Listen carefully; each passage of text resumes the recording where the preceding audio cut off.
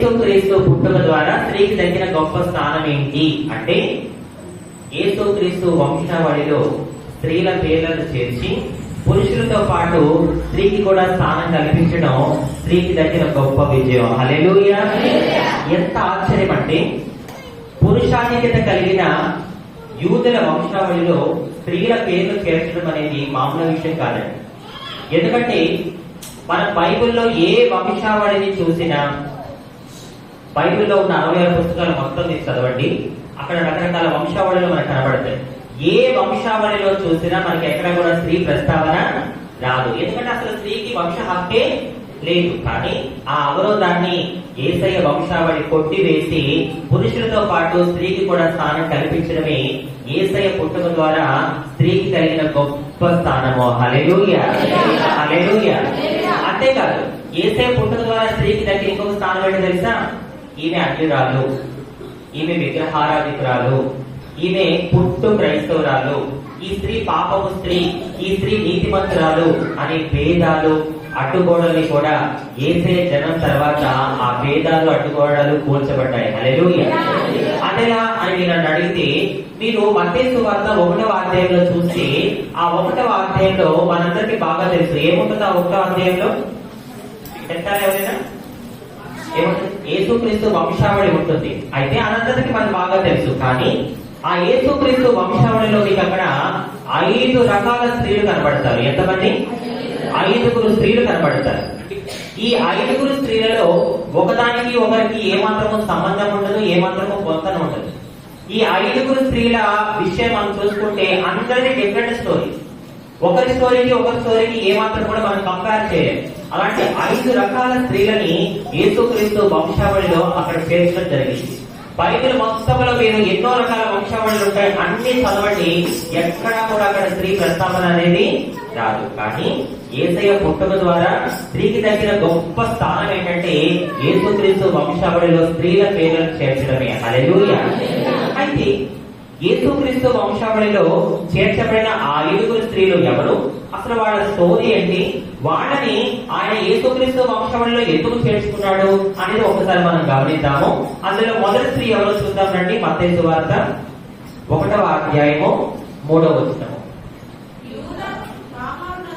యూదా తామారునందు, యూదా తామారు అంటే ఒక స్త్రీ. కొన్ని పేర్లు మనకు అర్థం కాదు, ఇది మెయిల్ నేమా ఫీమేల్ నేమా అని కొంత కన్ఫ్యూజ్ అవుతుంటాం బైబిల్లో. కాబట్టి వినండి జాగ్రత్తగా. తామారు అనేది ఒక స్త్రీ పేరు అన్నమాట. యూదా అనే వ్యక్తి తామారుని పెళ్లి చేసుకుంటే ఎంతమంది కొడుకులు పుట్టారు? పెరేసు, జెరహు. అయితే ఇప్పుడు ఈ తామారు ఎవరో చెప్పగలరా మీరు? ఎవరైనా? ఎనీవన్? ఎవరికి కోడలు? Very good. చూడండి, స్త్రీల గురించి సమాధానాలు పురుషులు చెప్తున్నారు, వాళ్ళ ఆశీర్వాదాలు కొట్టేస్తున్నారు. హల్లెలూయా! హుషారుగా ఉండాలి. హల్లెలూయా! మీకు తెలుసా, ఈ రోజు నేనైనా మా ఆత్మ అయినా ఈ పరిశుద్ధ గ్రంథంలో మాలాంటి హిజ్రాల గురించి ఎన్నో సత్యాలు ఉన్నాయని ఎప్పుడైతే వాక్యాన్ని చూసామో అప్పుడు మేము వాక్యం ద్వారా ఆత్మలో బలపడ్డాం. హల్లెలూయా!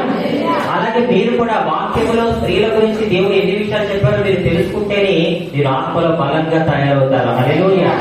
కాబట్టి ఎప్పుడు కూడా నేను స్త్రీని కదా, నేను ఒక బలహీనురాలని చెప్పి మీరు ఎప్పుడు కూడా అనుకోవద్దు. మీరు శారీరకంగా బలహీనులు కావచ్చు, కానీ ఆత్మలో దేవుడు ఎప్పుడు మిమ్మల్ని బలంగానే ఉంచుతాడు. హల్లెలూయా! మరి ఆయన చెప్పినట్టుగా తామారు యూదాకి కోడలవుతుంది. అయినప్పటికీ అక్కడ జరిగిన స్టోరీ ఏంటంటే, మీరు ఇంటికి వెళ్ళిన తర్వాత ఆదికాండం 38వ అధ్యాయం చదవండి. సమయం ఎక్కువ లేదు కాబట్టి నేను చూపించలేకపోతున్నాను. ఆ 38వ అధ్యాయంలో ఈ తామారు మీకు కనబడుతుంది. ఈ తామారు వాస్తవానికి ఏం చేస్తుందంటే, యూదా అంటే తన మామ అయిన ఆ వ్యక్తితో వేషం వేసుకొని వ్యభిచారిగా నటించి ఆ వ్యక్తి ముందు 2 కొడుకులు కంటుంది. అదేంటి?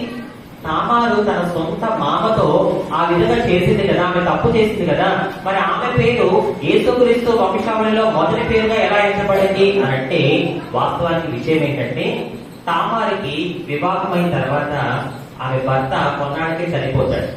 ఆమెకి పిల్లలు కావాలి, సంతానం కావాలనే తపనతో, తన వంశవృక్షాన్ని కాపాడుకోవాలనే ఉద్దేశంతో ఆమె ఏం చేస్తుందంటే, తన భర్త నాన్న ఇంకేమవుతాడు? మామయ్య అవుతాడు. ఆ మామయ్యతో ఆమె తప్పు చేసి అక్కడ తన వంశాన్ని కాపాడుకోవాలి, పిల్లల్ని కాపాడుకోవాలనే ఉద్దేశంతో ఆమె అలా చేస్తుంది. కాబట్టి తామారు ఏ ఉద్దేశంతో ఆ పని చేస్తుందో దేవుడు ఆలోచించాడు. కాబట్టి యేసుక్రీస్తు వంశావళిలో తామారికి మొదటి స్థానాన్ని దేవుడు ఇవ్వడం జరిగింది. హల్లెలూయా, హల్లెలూయా. ఆ విధంగా యేసయ్య వంశావళిలో తామారు పేరు చేర్చబడడం జరిగింది. ఇప్పుడు రెండో స్త్రీ ఎవరో చూద్దాం రండి. మత్తయి సువార్త 1వ అధ్యాయం 5వ వచనం. నయాసోను సల్మానును కనెను, సల్మాను రాహాబునందు బోయాజును కనెను. చాలండి. సల్మాను రాహాబునందు బోయాజును కనెను అని ఉంది. ఇక్కడ ఉన్న స్త్రీ పేరేంటి? ఎవరు చెప్తారా? రాహాబు. రాహాబు భర్త పేరు? రాహాబు భర్త పేరు అక్కడే ఉంది. ఎస్. సల్మాను అనే ఒక వ్యక్తి రాహాబుని పెళ్లి చేసుకొని ఎవరిని కన్నాడంట? బోయాజుని కన్నాడు. ఇప్పుడు మీరు చెప్పండి, ఈ రాహాబు ఎవరు? గట్టిగా చెప్పాలి. అది ఒక వేశ్య పేరు యేసుక్రీస్తు వంశావళిలోకి ఎందుకు వచ్చింది? చాలా మంది ఆలోచిస్తారు రాహాబు వేశ్య ఏంటి అని చెప్పి. ఒకసారి దీనికి సమాధానం చూద్దాము. యెహోషువ గ్రంథము. రాహాబు ఎవరు అనేది వాక్యానుసారంగా కొంతమందికి నేను చూపించాలని ఆశపడుతున్నాను.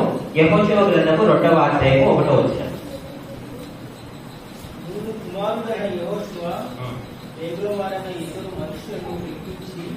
మీరు పోయి ఆ దేశము ముఖ్యముగా ఎరుకోను చూడుడని వారితో చెప్పి సిద్ధియు వద్ద నుండి వారిని రహస్యముగా పంపారు. వారు వెళ్ళి రహాబును ఒక వేశ్య ఇంట చేరి అక్కడ రాహాబును ఒక గట్టిగా చెప్పండి. రాహాబును ఒక వేశ్య ఇంట చేరి. ఇక్కడ మీకు ఏమర్థమవుతుందంటే రాహాబు అనే ఒక స్త్రీ, ఆమె ఒక వేశ్య. ఆమె ఏ పట్టణస్తురాలు? ఎరుకో పట్టణస్తురాలు. ఎరుకో పట్టణస్తురాలు అంటే ఆమె అన్యురాలు. హల్లెలూయా. ఇప్పుడు ఈ రాహాబు అనే స్త్రీ ఒకవైపు చూసుకుంటే వేశ్య, ఇంకొక వైపు చూసుకుంటే ఆమె అన్యురాలు. మరి వేశ్య అయినా అన్యురాలైన ఒక రాహాబు ఒక స్త్రీ యేసుక్రీస్తు వంశావళిలో చేర్చబడడానికి కారణం ఏంటి అంటే, ఇక్కడ మీరు తెలుసుకోవాల్సిన విషయం ఏంటంటే దేవుడికి నేను ఎంత చెప్పినట్టుగా అన్యురాలని పాపపు స్త్రీ అనే భేదాలు ఉండవు. అయితే రాహాబు పేరు యేసయ్య వంశావళిలో చేర్చడానికి కారణం ఏంటంటే, మీరు చూడండి యెహోషువ గ్రంథము 6వ అధ్యాయము 17వ వచనము. ఎందుకు చేర్చబడిందో మీకు తెలుస్తుంది అక్కడ.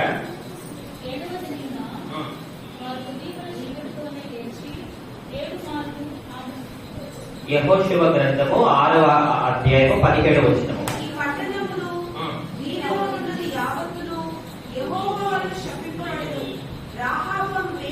రాహాబును వేశ్య మనము పంపిన దూతలను దాచిపెట్టను గనక ఆమెయు ఆమె ఇంట్లో ఉన్న వారందరూ మాత్రమే బ్రతుకుదురు. 25వ వచనం చదవండి అదే అధ్యాయంలో. రాహాబును వేశ్య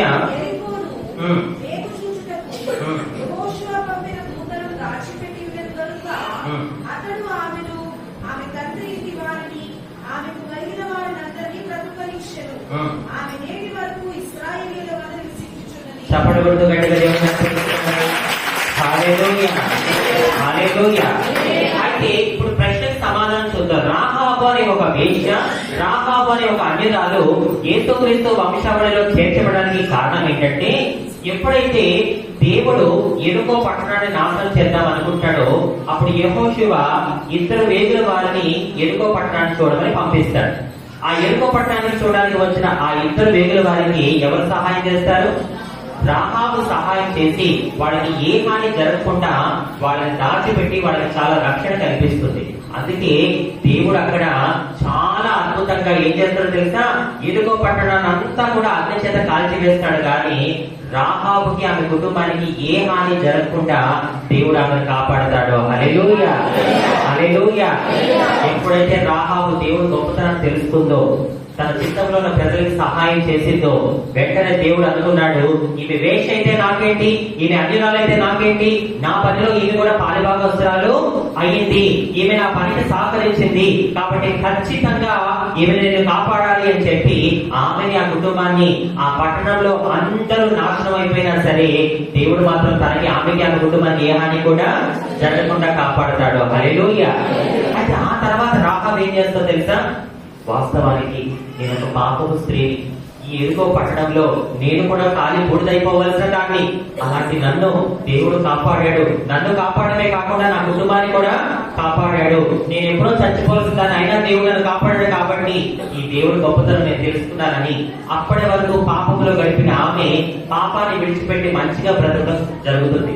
ఆమె ఎప్పుడైతే మంచిగా బ్రతుకుతుందో సల్మాన్ అనే వ్యక్తి ఆమె ఏం చేస్తాడు? వివాహం చేసుకుంటాడు. ఎప్పుడైతే సల్మాన్ వివాహం చేసుకుంటాడో, సల్మాను రాహాబు కలయికలో పుట్టినవాడే ఎవరు? బోయాజు. ఈ బోయాజు ఎవరు చెప్తే నాకు? ఎవరండి? ఒకసారి చూడండి, మత్తయి సువార్త 1వ అధ్యాయం 5వ వచనము. బోయాజు ఎవరో చూద్దాము. ఫస్ట్ నుంచి చదవండి.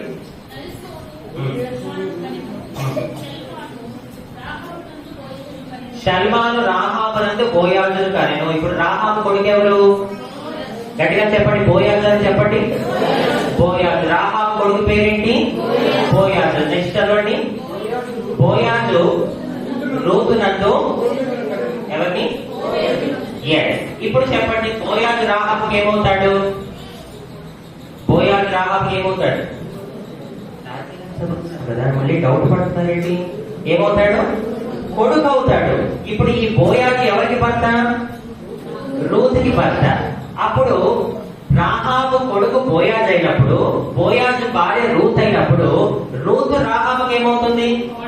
అత్తా కోడలు. గట్టిగా చప్పుడు కొడుతూ కనపడతారు. హల్లెలూయా. ఒకసారి ఆలోచించండి, ఎక్కడ రాహాబు, ఎక్కడ రూతు? కానీ దేవుడు వాళ్ళిద్దరిని కూడా ఎలా చేశాడు? అత్తా కోడలుగా చేశాడు. ఇప్పుడు తామారు గురించి తెలుసుకున్నాము, రాహాబు గురించి తెలుసుకున్నాము. మీకు తెలుసా, దేవుడు కొన్నిసార్లు కొంచెం విశ్వాసంలో కూడా గొప్ప కార్యాలు చేయగల సమర్థుడు. హల్లెలూయా. హల్లెలూయా. రాహాబు లోకానుసారమైన స్త్రీ అయినప్పటికీ ఆమెలో ఉన్న కొంచెం విశ్వాసం ద్వారా దేవుడు చూడండి ఆమె జీవితాన్ని ఎంత అద్భుతంగా మార్చాడు. హల్లెలూయా. ఇప్పుడు రూతు గురించి మనం అందరం చూద్దాము. ఈ వంశావళిలో మనం చూస్తే 3వ స్త్రీ పేరు రూతు. అదే 1వ అధ్యాయం 5వ వచనంలో ఉంటుంది. మీ అందరికీ తెలుసు, రూతు పెళ్ళైన కొన్నాళ్ళకి భర్త చనిపోతాడు. యవ్వన కాలంలోని భర్తను కోల్పోయిన వితంతువు. అయితే ఆమె తన అత్తని అడ్డు పెట్టుకొని అత్తలోని అమ్మను చూసుకుంటూ నమ్మకంగా ఉంటుంది. కాబట్టి బోయాజు ఒక కనికరం రూతు మీద పడడం, ఆ తర్వాత బోయాజు రూతుని వివాహం చేసుకోవడం, ఈ స్టోరీ అంతా కూడా మనకు తెలుసు. అప్పుడు ఎప్పుడైతే బోయాజు రూతుని వివాహం చేసుకుంటాడో ఆమె ద్వారా ఎవరు పుడతారో తెలుసా? ఎవరు పుడతాడు? ఓబేదు. ఆ తర్వాత అతను అవసరాలు అక్కడ ఉంటాయి.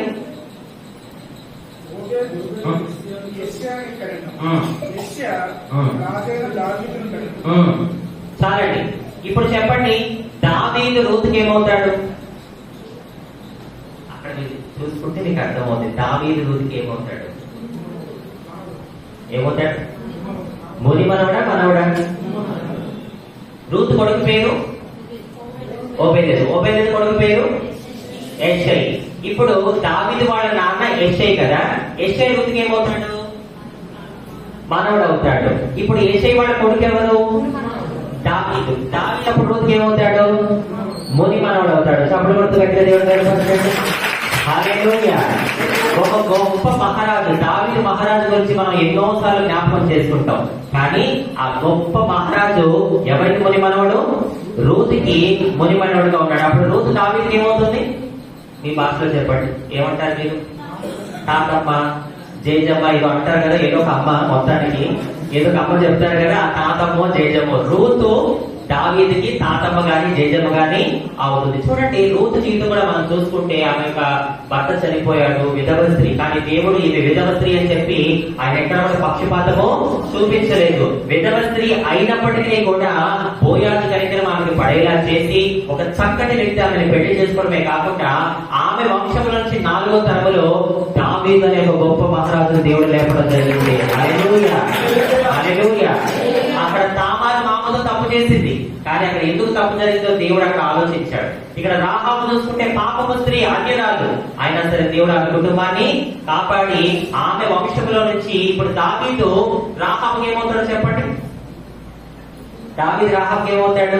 దావీదు రూతుకి ముని మనవడు అయినప్పుడు రాహాబుకి ఏమవుతాడు? ముని ముని ముని మనవడు. హల్లెలూయా. బ్రదర్స్ చాలా చక్కగా చెప్తారు. చప్పుడు కొడుతూ దేవుడు కనపరచండి. చూడండి, ఎక్కడ రాహాబు, ఎక్కడ దావీదు. రాహాబు 5వ తరంలో దావీదు అనే ఒక గొప్ప మహారాజుని దేవుడు ఇవ్వడం జరిగింది. హల్లెలూయా. ఇక్కడ మీరు తెలుసుకోవాల్సిన విషయం ఏంటంటే దేవుడికి ఎటువంటి భేదము కూడా లేదు. చక్కగా ఆయన ప్రతి ఒక్కరిని అర్థం చేసుకుంటాడు. హల్లెలూయా. ఇప్పుడు 3 స్త్రీలను చూసాం, తామారు, రాహాబు, రూతు. ఇంకా 2 ఉన్నారు. ఆ 2 ఎవరు చూద్దాం రండి. మత్తయి సువార్త 1వ అధ్యాయము 6వ వచనం. 4వ స్త్రీ ఎవరో చూద్దాం.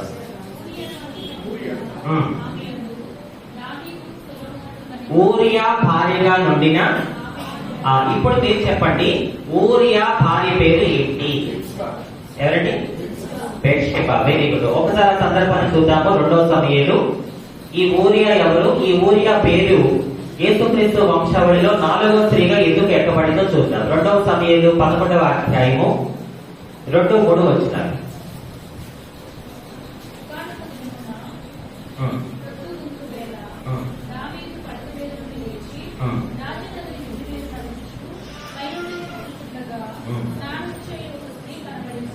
స్నానము చేయు ఒక స్త్రీ దావీదుకి కనబడెను. ఆమె బహు సౌందర్యవతి ఎదుట చూసి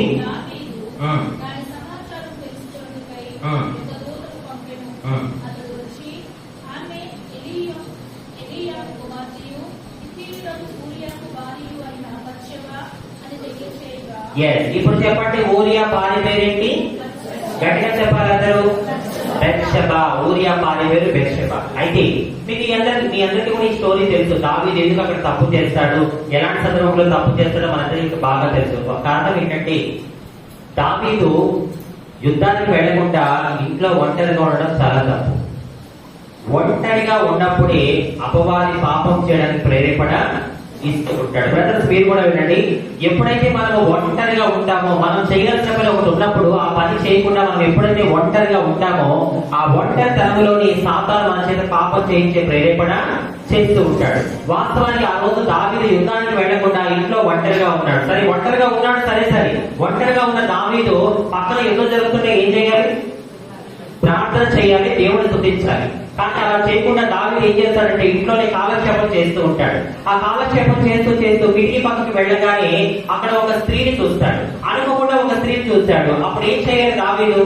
వెంటనే తన చూపుని తిప్పుకోవాలి. ఎప్పుడైతే నేత్ర ఆశ కలుగుతుందో ఈ నేత్రాన్ని ఏం చేస్తుంది? శరీర కోరికను కూడా మన మీదకి తీసుకొని వస్తుంది. చాలా జాగ్రత్తగా గుర్తుపెట్టుకోవాలి. మనకి ఏదైనా పని ఉన్నప్పుడు ఆ పని చేయకుండా మనం ఒంటరితనంగా ఉన్నామా, దేవుడి చిత్తంలో మనం ఒక పని చేయాల్సి వచ్చి ఆ పని చేయకుండా మనం ఒంటరిగా ఉన్నప్పుడు సాతాను మన మీద దాడి చేసే ప్రయత్నం చేస్తాడు. మనకి నేత్రాశను కలిగిస్తాడు. ఆ నేత్రాశ ద్వారా శరీరంతో మనం తప్పు చేసే అవకాశము ఉంటుంది. అక్కడ దావీదు తప్పు చేయడానికి చాలా కారణాలు ఉన్నాయి, బట్ ఇప్పుడు అది టాపిక్ కాదు. అయితే ఇప్పుడు దావీదు బెత్షెబాతో తప్పు చేశాడు. కానీ బెత్షెబాలో ఏమైనా తప్పుందా? ఆమె నిస్సహాయరాలు, ఆమెకి ఏమీ తెలియదు. ఒక రాజు బలవంతంగా వచ్చి ఆమెతో పాపం చేస్తుంటే ఆమె ఏం చేయాలో అర్థం కాక నిస్సహాయరాలుగా అక్కడ బెత్షెబా ఉండిపోతే మనం చూస్తాం. అయినప్పటికీ అక్కడ నిస్సహాయ స్థితిలో ఉన్న ఆమె వంచనకు గురైనా సరే ఆమెను దేవుడు అర్థం చేసుకున్నాడు. హల్లెలూయా. దేవుడు అర్థం చేసుకున్నాడు. కాబట్టి దావీదు బెత్షెబా కలయికలో ఎవరు జన్మించారు? సొలొమోను అనే గొప్ప మహారాజుని దేవుడు ఇచ్చాడు. చప్పట్లు కొట్టండి దేవుడికి. హల్లెలూయా. హల్లెలూయా. ఆల్రెడీ బెత్షెబా ఒక పురుషుడికి భార్య. అయినప్పటికీ దావీదు చేసిన తప్పు వల్ల కూడా అక్కడ ఆ స్త్రీ తప్పేమీ లేదు. కాబట్టి దేవుడు దాన్ని అర్థం చేసుకొని వాళ్ళిద్దరి కలయికలో సొలొమోను అనే ఒక గొప్ప జ్ఞానాన్ని దేవుడు దయచేయడం జరుగుతుంది. హల్లెలూయా. అనుకోకుండా కొన్ని సందర్భాల్లో తప్పు జరిగినప్పుడు దేవుడు అర్థం చేసుకునే దేవుడు అని మనకు క్లియర్ గా తెలియజేస్తున్నాడు. హల్లెలూయా. ఇప్పుడు 4 పేర్లు చూసాం. ఇంకొక పేరు, చివరి పేరు ఎవరు ఉన్నారు చూద్దాం రండి ఒకసారి. చివరి పేరు ఎవరు చెప్తారా చూడకుండా? ఎవరండి? Very good. ఏ పేరు? మరియా. యేసుక్రీస్తు వంశావళిలో చేర్చబడిన చివరి స్త్రీ పేరు మరియా. చూద్దాము 1వ అధ్యాయం 16వ వచనం. యాకోబు మరియ భర్త అయిన యోసేపుని కనెను, ఆమె యందు క్రీస్తు అనబడిన యేసు పుట్టెను. హల్లెలూయా, హల్లెలూయా. ఇక మరియ గురించి మీకు ప్రత్యేకంగా చెప్పాల్సిన అవసరం లేదు, మనం చిన్నప్పటి నుంచి వింటూనే ఉన్నాం. హల్లెలూయా. మరి మరియ యోసేపుతో ప్రదానం చేయబడుతుంది. మరి పెళ్లి కాకుండానే గర్భవతి అయితే అప్పటి యూదుల సాంప్రదాయం ప్రకారం ఏం చేస్తారు తెలుసా? ఏం చేస్తారండి? రాళ్లతో కొట్టి చంపేస్తారు. ఆమెకు తెలియదా? వివాహం అవ్వకుండా నేను గర్భవతిని అయితే ఈ సమాజం నన్ను ఒప్పుకోదు అని ఆమెకు తెలియదా? తెలుసు. కానీ ఎందుకు దాన్ని యాక్సెప్ట్ చేసిందా? లోక రక్షకుడికి నేను జన్మనివ్వడమే గొప్ప విషయం, ఆయన నా కడుపులో పుట్టడం కోసం నా ప్రాణాలైనా అర్పిస్తానని చెప్పి ఆమె ధైర్యంగా నిలబడింది. కాబట్టి మరియ ధైర్యానికి లోక రక్షకుడిని జన్మనిచ్చే గొప్ప స్థానం దేవుడానికి ఇచ్చాడు. హల్లెలూయా, హల్లెలూయా. ఒకవేళ ఆ రోజు మరియ అమ్మో నేను పెళ్లి కాకుండా గర్భవతులైతే ఈ సమాజం ఊరుకోదు, నన్ను సూటిపోటి మాటతో గుచ్చి వేధిస్తుంది, నన్ను రాళ్ళతో కొట్టి చంపుతుంది, ఇవన్నీ నాకు వద్దు బాబోయ్ అని ఒకవేళ మరి అనుకుంటే మరి గర్భాన్ని వేసే పుట్టేవాడా? ఆమె కాకపోతే దేవుడు ఇంకొక ఆమెని ఎంచుకునేవాడు. కానీ అక్కడ మరి ఏం చేసిందంటే ఈ లోక రక్షకుడికి జన్మనివ్వడమే నాకు గొప్ప భాగ్యము, ఇది అర్థం చేసుకునే సమయంలో ప్రజలు ఖచ్చితంగా అర్థం చేసుకుంటారు అని ముందే భవిష్యత్తుని ముందే ఆమె అర్థం చేసుకొని దాన్ని యాక్సెప్ట్ చేసింది. కాబట్టి మరియ గర్భాల లోక రక్షకుడు పుట్టడం జరుగుతుంది. హల్లెలూయా. అందుకే కొన్ని తెగల వారు ఎక్కువగా మరియని కూడా ఎక్కువగా ఆరాధిస్తూ ఉంటారు. హల్లెలూయా. ఇప్పుడు చూడండి, యేసుక్రీస్తు వంశావళిలో మొత్తం ఎంతమంది స్త్రీలు ఉన్నారు? 5 స్త్రీలు. మొదట పేరు తామారు. తన మామని మోసం చేసి, మీరు ఇంటికి వెళ్ళాక ఆదికాండం 38వ అధ్యాయం చదివితే తామారు స్టోరీ అంతా వస్తుంది, అక్కడ మీకు అర్థమవుతుంది ఎందుకు ఆమె తప్పు చేయాల్సి వచ్చిందో. మొదటి స్త్రీ పేరు తామారు. ఆమె సొంత మామని మోసం చేసి వేషం వేసుకొని ఆయనతో పిల్లలు కావడం జరుగుతుంది. ఎందుకు అలా చేసింది అంటే భర్త చనిపోయాడు, పిల్లలు కావాలి, అమ్మాని పిలిపించుకోవాలి, వంశవృక్షం నిలబడాలి అనే ఉద్దేశంతో ఆమె ఒకవేళ ఆమెలో పాపము చేసే ఆలోచన ఉంటే వేరే పురుషుడితో కూడా ఆమె పాపం చేయొచ్చు. కానీ ఆమె ఏం చేస్తుందో తెలుసా? నా భర్త తండ్రి ఆయనతో నేను పాపం చేస్తాను, తప్ప ఒప్పో నాకు తెలియదు, నాకు పిల్లలు కావాలి, నా వంశవృక్షం నిలబడాలని చెప్పి ఆమె ఆ విధంగా అక్కడ చేసింది. కాబట్టి తామారు పేరు యేసుక్రీస్తు వంశావళిలో చేర్చడం జరిగింది. హల్లెలూయా, హల్లెలూయా. అలాగే రెండో స్త్రీ ఎవరు? రాహాబు. రాహాబుని మనం చూసుకుంటే ఆమె పరిస్థితి పాపపు స్త్రీ, ఒక అన్యురాలు. అయినప్పటికీ దేవుడు కాపాడుతాడు. దేవుడు కాపాడి ఆమె గడపను ఎవరు పుడతారు? బోయాజు పుట్టడం జరుగుతుంది. ఆ బోయాజు ఎవరు? రూతుకి భర్తగా ఉన్నాడు. ఇక రూతు స్టోరీ, 3వ స్త్రీ రూతు స్టోరీ. రూతు గురించి చూసుకుంటే మరి రూతు భర్త చనిపోయిన ఎవరి ప్రాణంలోనే విధవ. అయినప్పటికీ బోయాజు కృప ఆమె మీద వచ్చేలా దేవుడు చూశాడు. కాబట్టి రూతు వంశావళిలో ఎవరు పుడతారు? దావీదు పుట్టడం జరుగుతుంది. ఇక తర్వాత బెత్షెబా విషయం మనం తెలుసుకున్నాము. ఫైనల్ గా మరియ విషయంలో లోక రక్షకుడైన యేసుని జన్మనిచ్చే కృపను దేవుడు మరియకి ఇచ్చాడు. హల్లెలూయా, హల్లెలూయా. ఇప్పుడు నేను చెప్పినవి ఇవన్నీ కూడా ఎవరో కూడా కావాలని తెలిసి తప్పులు చేసిన వాళ్ళు కాదు.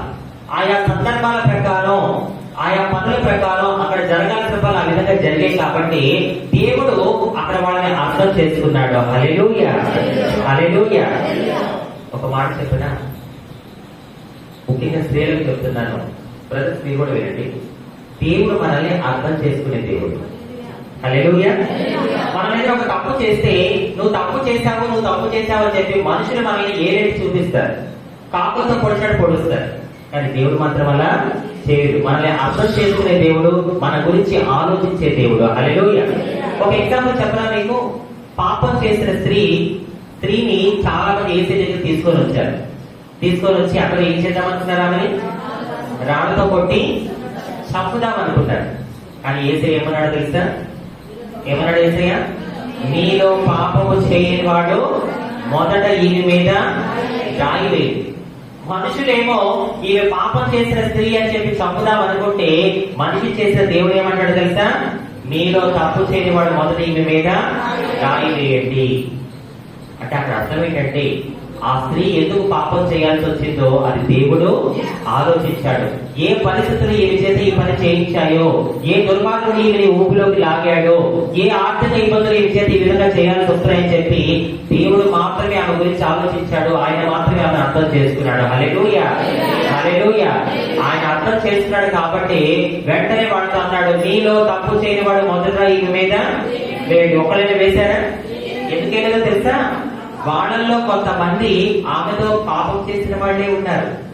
అందరికీ బాగా తెలుసు. ఒకనొక టైంలో నేను ఈమెతో పాపం చేశాను, ఈయనేమో మీలో పాపం చేయని వాడు మొదటి రాయి వేయండి అంటాడు, అంటే నేను ఇందులో దోషులైపోతానని చెప్పి అందరూ అక్కడ ఏం చేస్తారు, రాళ్ళు కింద పెట్టడం జరుగుతుంది. అప్పుడు దేవుడు అడుగుతాడు, ఏమ్మా నీ మీద ఎవరు రాయి వేయలేదా అంటే అలాంటిది ఎవరు వేయలేదు అనగానే అప్పుడు దేవుడు అంటే తెలుసా, ఇక నుంచి పాపం చేయకు. హల్లెలూయా. ఏమంటాడు దేవుడు? ఇక నుంచి పాపం చేయకు అంటే దాని అర్థం ఏంటి? ఇప్పటి వరకు నువ్వు వేసిన వేషాలన్నీ నాకు బాగా తెలుసు, ఇప్పటి వరకు నీ పాపించే బ్రతకంగా నాకు బాగా తెలుసు, కానీ ఇక నుంచి నువ్వు పాపం చేయకుండా నీతిగా బ్రతుకు అని చెప్పి దేవుడు చెప్తాడు. హల్లెలూయా, హల్లెలూయా. అంటే నేను ఇక్కడ ప్రత్యేకంగా చెప్పాలనుకున్నది ఏంటంటే, స్త్రీ గురించి దేవుడు ప్రత్యేకంగా ఆలోచిస్తాడు, ప్రత్యేకంగా అర్థం చేసుకుంటాడు. హల్లెలూయా. అందుకే యేసయ్య ఈ లోకానికి రావడానికి ఎవరు ఎంచుకున్నాడు? దేవుడు ఒక స్త్రీ గర్భం అవసరమైంది. లోక రక్షకుడు ఈ లోకంలో పుట్టడానికి ఒక స్త్రీ గర్భం అవసరమైంది. అలాగే ఆయన రావడానికి ఒక స్త్రీ అవసరమైంది. ఆయన తిరిగి లేచినప్పుడు కూడా ఒక స్త్రీ అవసరమైంది. ఎవరామె? ఆయన లేవగానే ఫస్ట్ ఎవరు కనబడతాడు? ఎవరికి? ఎవరామె? ఆమె ఒక స్త్రీ. చప్పటి కొడుతూ గట్టిగా దేవుడు కనపడతాడు. యేసయ్య ఈ లోకానికి రావడానికి ఒక స్త్రీ అవసరమైంది. యేసయ్య తిరిగి లేచిన తర్వాత కూడా ఒక స్త్రీ అవసరమైంది. యేసయ్య తిరిగి లేవగానే ఫస్ట్ మగ్దలేని మరి కనబడతాడు. యేసయ్య తిరిగి లేచాడు అని ఈ ప్రపంచానికి మొదటిగా సువార్త చెప్పింది ఎవరు? మగ్దలేని మరి. ఎవరు చెప్తుంది? పేతురు, యోహానికి. ఆయనతో పాటు 12 మంది శిష్యులు ఉంటారు. ఎంత ఆశ్చర్యం అంటే, ఆయనతో పాటు 12 మంది శిష్యులు ఉంటారు. ఆయన మంచి చెడులో ఆయన పక్కనే ఉంటారు. కానీ యేసయ్య తిరిగి లేవగానే ఒక స్త్రీకి కనబడతాడు. హల్లెలూయా. అంటే ఆయన స్త్రీ విషయంలో ఎంత ప్రేమ కలిగి ఉన్నాడో, ఎంత అర్థం చేసుకుంటాడో ఒకసారి మీరు ఆలోచించండి నా ప్రియ సహోదరి సహోదరుడు. ఇంకో గొప్ప విషయం ఏంటో తెలుసా? ఈ 5 పేర్లు యేసుక్రీస్తు వంశావళిలో చేర్చబడ్డాయి. హల్లెలూయా. ఇంకో విషయం ఏంటో తెలుసా? ఈ 5 పేర్లు పరిశుద్ధ గ్రంథంలో లిఖించబడ్డాయి. వాళ్ళ పేరు లిఖించబడితే మాకేంటి అనుకుంటారా మీరు? వాళ్ళ పేరు లిఖించబడితే మాకేం లాభం అనుకుంటున్నారా? మీ పేర్లు కూడా లిఖించబడతాయి జీవ గ్రంథంలో. గట్టిగా చెప్పబడ్డాయి. హల్లెలూయా, హల్లెలూయా.